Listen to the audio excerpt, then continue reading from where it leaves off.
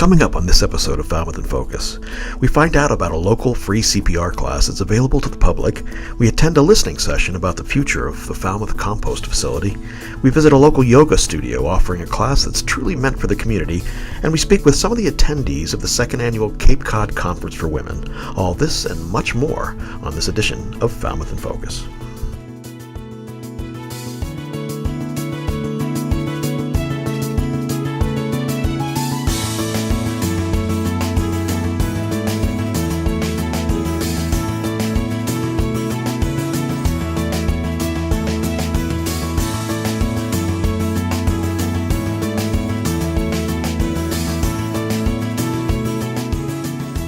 Hello and welcome to Falmouth in Focus, FCTV's current affairs program.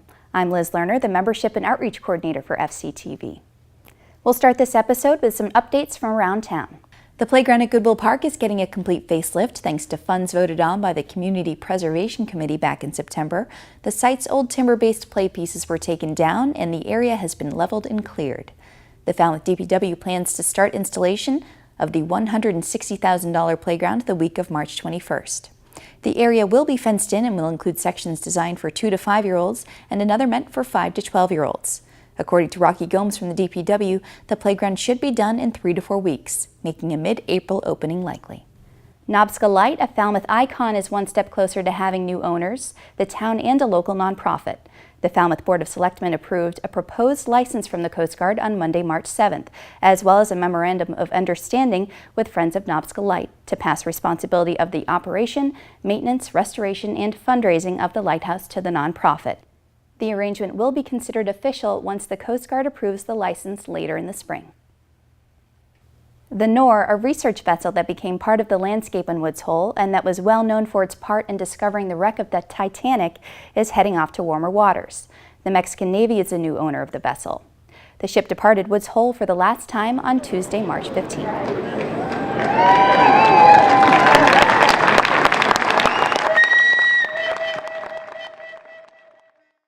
The Falmouth Compost Facility and its potential future fee structure has been a topic on the minds of many Falmouth residents recently.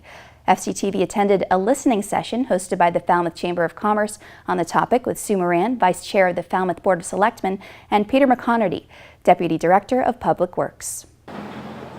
Today is we're going to be talking about the compost facility. So just to give a little bit of a background, in November town meeting, there was a petitioner's article actually that was brought up to town meeting for the compost facility, and it was basically looking at the operations of the compost facility. We wanted to look at the facility into a little bit more detail through the winter months to see what we could do. So that's what we requested to the selectmen, and it was approved. So over the winter months, I worked with the Solid Waste Advisory Committee, since I'd say November. We had multiple meetings to see what we could do to make the facility work better for the town of Falmouth and see what the issues were and how we might be able to deal with them. Purpose of the meeting was really to do some community outreach and get some more information that might help the selectmen in determining the next steps for the leaf dump, as it's called, and really to invite anyone who uses it, Falmouth residents, as well as small businesses that might need to get ready for some changes. The next steps will be to have a presentation from Peter McConerty with respect to the research that's been done. The Solid Waste Management Committee has been way ahead of this in terms of doing some long-term research and making some suggestions about what other towns are doing and what might be appropriate for Falmouth. You can get me at my email right on the town website, and you can also get some information from Solid Waste Committee on the town website as well. Thank you to FCTV's Bob Fenstermaker for bringing us that story. There are always topics to report on from Town Hall, and this week is no exception. Here are the updates from recent municipal meetings. Selections are chosen based on community impact. The Zoning Board of Appeals began deliberation regarding the hearing on the special permit regarding Wind 1. Discussions ranged from its effect on neighbors, whether it possesses a substantial municipal purpose, and if it qualifies as an accessory structure to the wastewater treatment facility.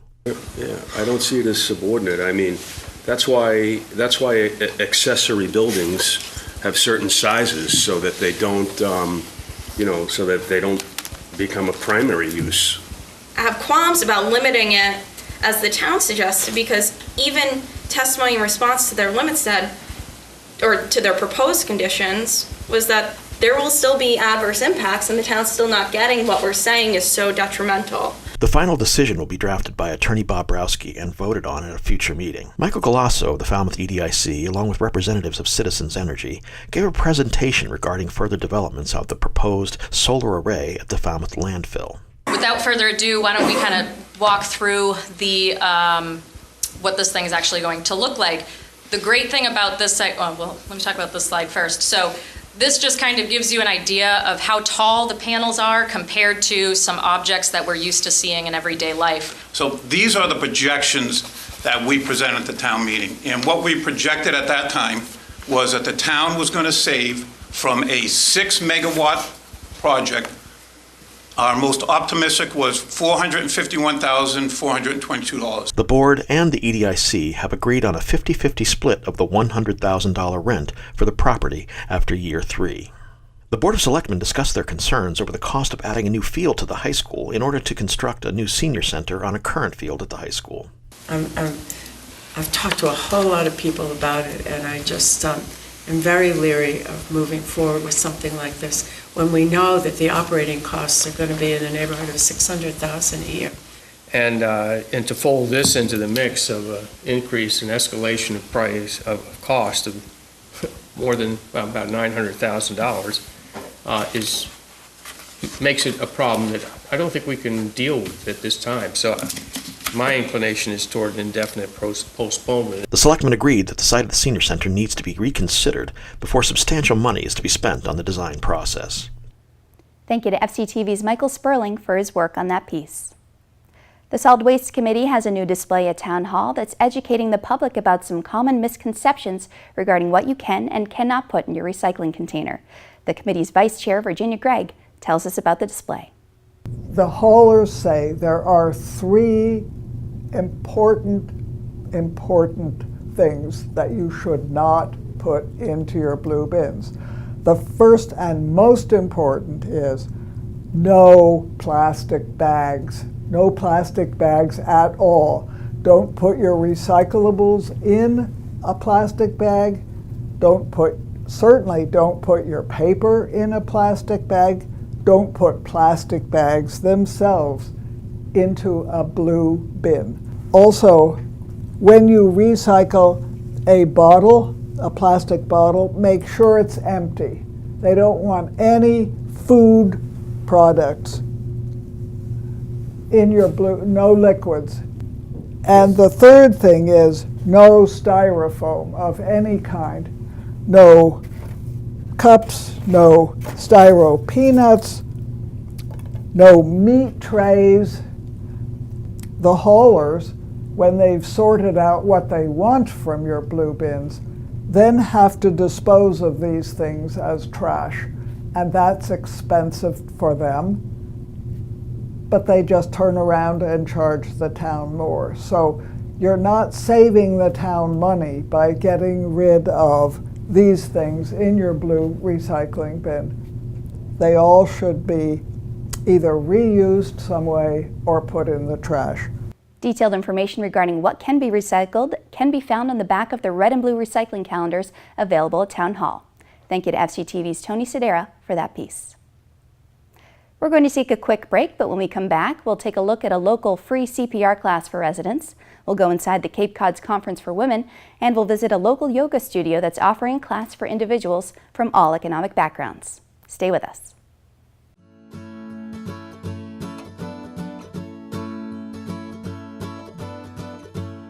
Hi, my name is Nicole and I'm from the Falmouth Village Association.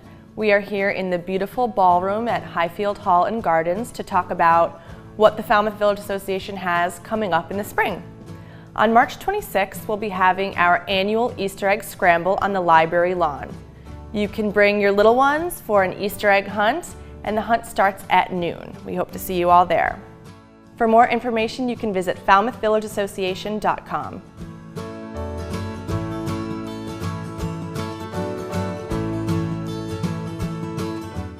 For the past 38 years, the Falmouth Fire Department has offered a free CPR class once a month to the public. Our reporter Ryan Sullivan stopped in for this vital life-saving class. A good-sized crowd turned up Tuesday, March 8th for CPR training. And why shouldn't they? The class is free to the general public. On the second Tuesday of every month, except for July and August, anybody looking to get their CPR certification, whether it's required for their job or not, can come here to the Falmouth Fire Department on the second floor and get CPR certified. For the better part of the past 4 decades, Alden Cook and his team have been offering this class to the public as well as other select groups. It includes 1 rescuer, adult CPR, 2 rescuer, obstructed airway, i.e. choking. We teach the automated external defibrillator, and we also do child and infant CPR.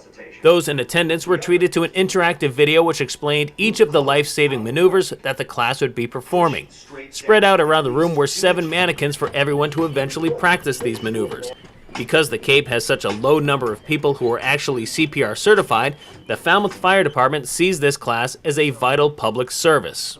The important factor to note is that the fire department has been anxious to train as many citizens in CPR as possible, and all of the instructors in this program are volunteers. Those volunteers are right there with the students to assist and answer any questions. Some of those volunteers have been with the program for 25 years, others for the whole 38 years that it's been around, while some only stick around for a year or so. The hope is that maybe some of the students from this class will be the next round of volunteer instructors. If you've never taken a CPR class before, you should know that you will get every chance to do each life-saving maneuver correctly, so that when the class is over, everyone has passed. Alden Cook explains the reasoning behind that. That they can be confident that they can perform the skills of cardiopulmonary resuscitation. The class itself takes about 3 hours, and for the folks that are taking the certification test because they need it for their job, that's another 15 minutes or so they can do a written exam. At the Falmouth Fire Department, I'm Brian Sullivan for Falmouth in Focus. Information regarding the next CPR class can be found on the town's website, falmouthmass.us. The second annual Cape Cod Conference for Women was held on March 10th at the Seacrest Hotel. FCTV's Executive Director, CEO, Deborah Rogers, spoke with some of the individuals in attendance. With me now is Dr. Catherine Dalton, who is a general and breast surgeon here on Cape Cod. Thank you for being with us today. Dr. Dalton was also in the panel today, and it was a great panel. What did you get out of it? Oh my gosh, I got so much out of it. I was asked last minute to be on the panel, and I was really honored to do that. But I'm just so empowered and inspired by all these great women around me, and they're all everybody's out to for the greater good, and I just love seeing women trying to make a difference. You talked a little bit this morning about your experience as being the sole woman in the field of general surgery. Can you talk a little bit about that here? Yeah, well, I mean, it was tough because it's a boys' club. It was a man's world, and I really had to sort of pave the way and really fight for what I do. It was difficult. I'm here now with the founder of the Cape Cod Conference for Women and Driven Women, Marie Younger-Blackburn. Marie, how are you doing?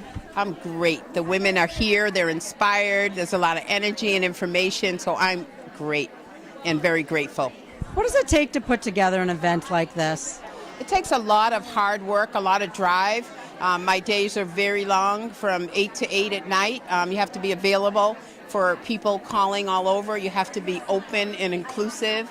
So it is a full-time job, and all your passion needs to go into it in order to create such a beautiful event like this. What is it that you hope to bring to Falmouth, to the Cape in general, to women on the Cape with an event like this? I hope to bring a sense of collaboration. I want people to know that we're better together than we are apart. I think that we have everything we need right here on Cape Cod, and our hope is to drive the economy at a time of year when Cape Cod's often forgotten. March, we're on the cusp of our big season, but right now people struggle. So we have a movement for the last 6 months. We've been going into businesses and having events and serving in the community when we're called upon. So we really want to show a sense of collaboration, that we can be a difference in our own communities and cause things to happen. I am here with Mark Goldberg, who is with Cape Cod SCORE. Welcome, Mark. Thank you very much, Deb. Cape Cod SCORE is a vendor and a sponsor. Can you tell us a little bit about Cape Cod SCORE? Sure.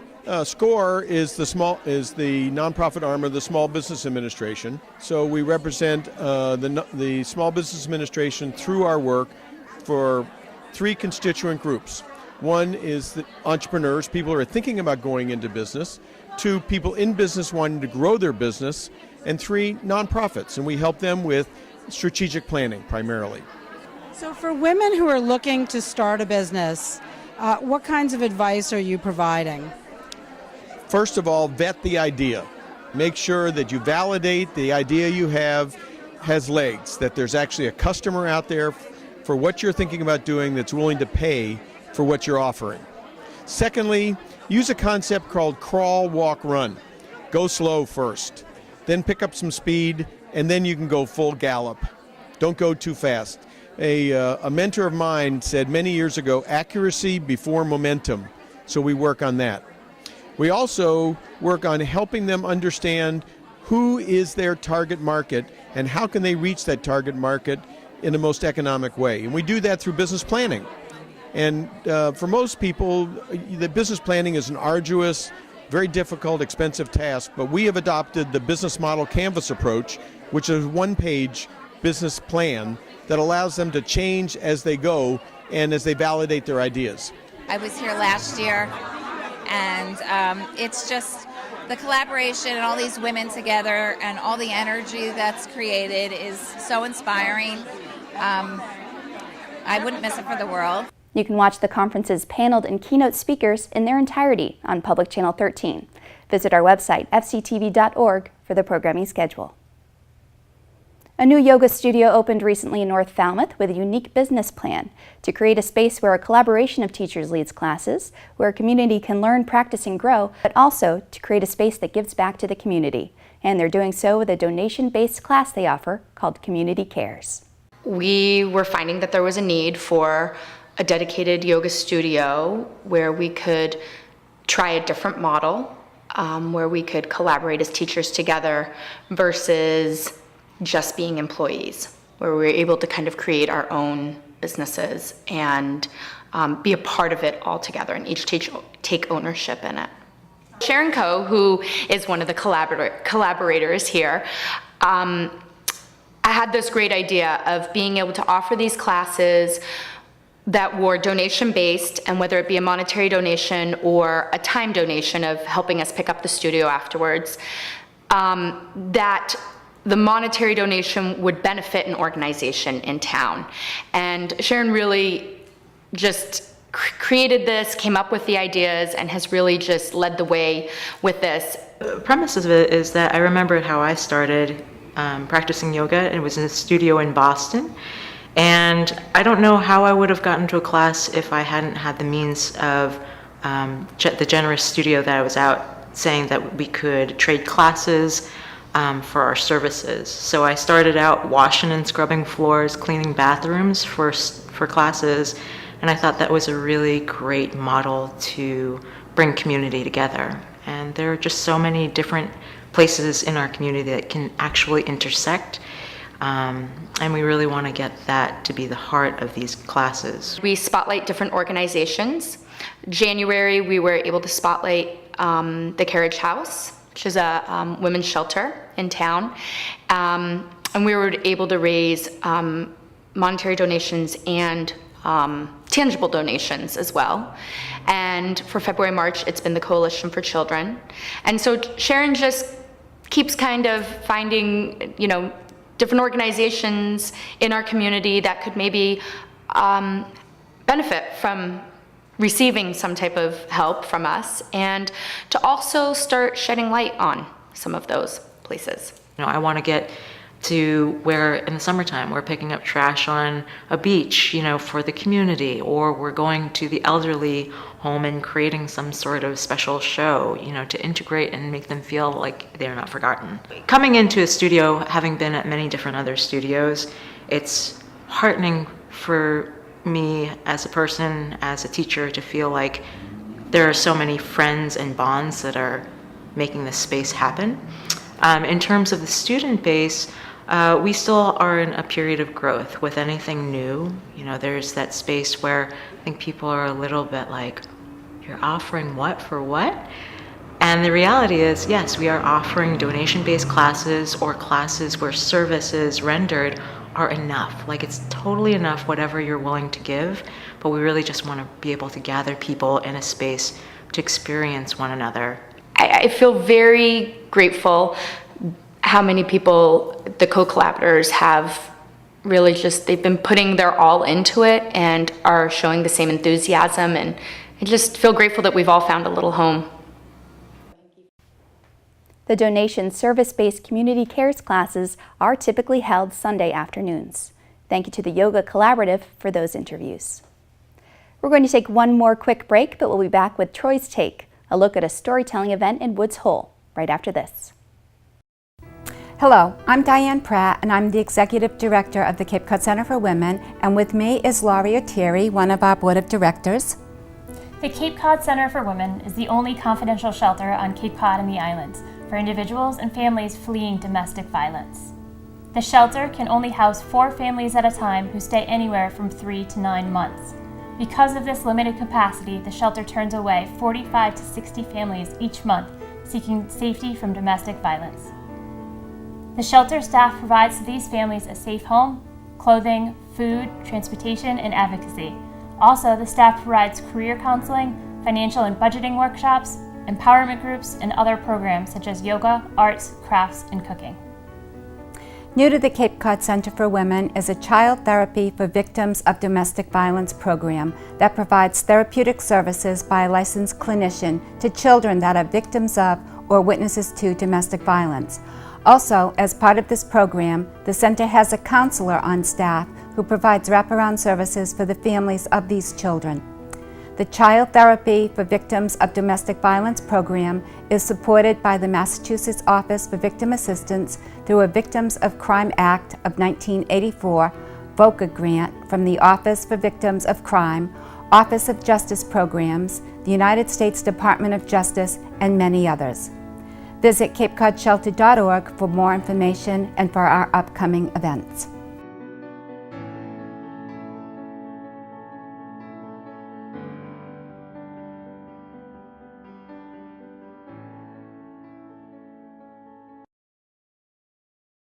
Welcome back. Troy traveled down to Woods Hole recently to speak with some local storytellers about an event that's coming up in the village. Thanks, Liz. You know, each of us has a story to tell, and in some ways, we're all storytellers. Well, I'm here at the Woods Hole Community Hall with 3 amazing people who have a story to tell. And as a fundraiser and special event for the Woods Hole Theater Company, these and 5 other locals are going to tell their stories right here in Woods Hole. So I have the opportunity to hear and give you a little preview about the stories they have to tell. One of the great things about this event is we have no 2 stories that are any way alike. And so yours has to do, in some ways, with some interesting customer service. It certainly does have to do with some interesting customer service. And you know, when one is dealing with the death of a loved family member, customer service can be really important. And it definitely has its moments of humor in spite of all of that happened. So can you, without spoiling the story for those that we want to come and see this wonderful display of 9 varied storytellers and 9 amazing stories, tell us just a little about that day. Well, it has to do with a September day. It has to do with a 2-seater convertible and a bag with a box in it. So your story is one of survival, really, but the survival of others, not necessarily yourself. Right. My plan was simply to travel to a small mountain town in southern Colorado during the winter. I've been there before, no problem, but I encountered some people that didn't realize it. They were in desperate need of assistance, and so we hit a whiteout at 11,000 feet and on a narrow road with no shoulders, and it was just insane. A great adventure that I'm happy to never repeat again, but it does make a fun story to tell. Now, Ahmed, unlike some of our other storytellers who may not be household names and faces to our viewers. Of course, the folks that come to this storytelling event in Woods Hole or see it on FCTV will be well familiar with you and your public story. But the story you're going to tell actually is one of the untold Ahmed Mustafa stories. Right.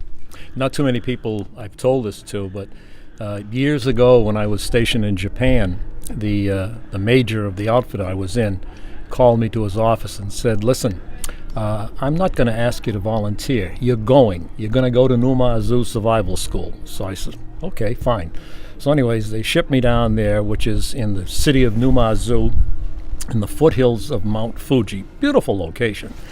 And my job was basically to show them how to use the flares when they were in their survival mode out at sea, and also help around the camp, and then to also work as a water safety instructor on the boats. Well, we had an LCM that was outfitted so that we could put the pilots up on top, lash them in so they're in like a parachute, drop them off on the backside of the LCM, and they were release and then set up their little one-man dinghies, blow up the rafts and so on, and survive, so to speak, until somebody could get there. But the rest, you're going to have to come to the show to hear the rest of the story. So there you have it, a few teasers to get you interested in this amazing event that could only happen in a place here like Falmouth. You know, it's been said that people die twice. Once when they pass away, and once when their name is uttered for the last time. So the Woods Hole Theater Company really is helping these people, these 9 people, live on in our memories and in our folklore. And I really hope that you come so that you can help them live on by telling those stories again and again and again. So we hope to see you at this great event. I'm Falmouth Enterprise columnist Troy Clarkson. That's my story, and that's my take. Back to you, Liz. Thank you, Troy. FCTV is excited to record the storytelling event in April. Here at FCTV, we want you to know that television can be as easy as hitting record on your smartphone, just like Troy did in our last piece. We'd like to invite all Falmouth residents and visitors to share their slice of life. Email us your photos or video, or upload them to Facebook, Twitter, or Instagram, and use the hashtag MyFalmouth and Falmouth in Focus to be featured on the show. Thank you to our most recent contributors. We're going to end the show with the sights and sounds from a drumming performance at the Cape Cod Conference for Women from Cape Cod African Dance and Drum. Thank you for joining us for this episode of Falmouth in Focus. We'll see you next time.